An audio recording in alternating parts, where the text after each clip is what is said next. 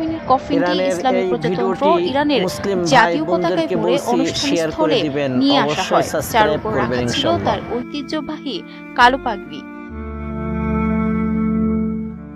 উন্নত মানের কাঁচামাল আরআইএল অ্যাঙ্গেল এন্ড চেনি। এখন কাঠের দিন শেষ, আরআইএল এর বাংলাদেশ।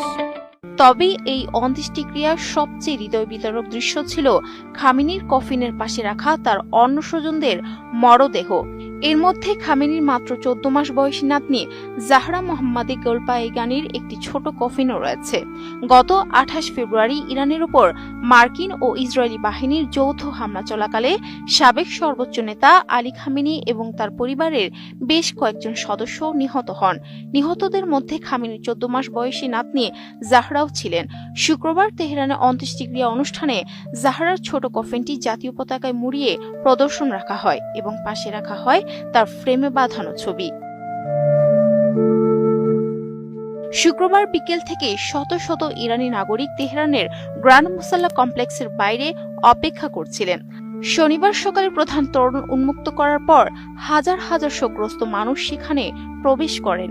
দেখতে দেখতে বিশাল এই চত্বরটি লোকে লোকারণ্য হয়ে ওঠে।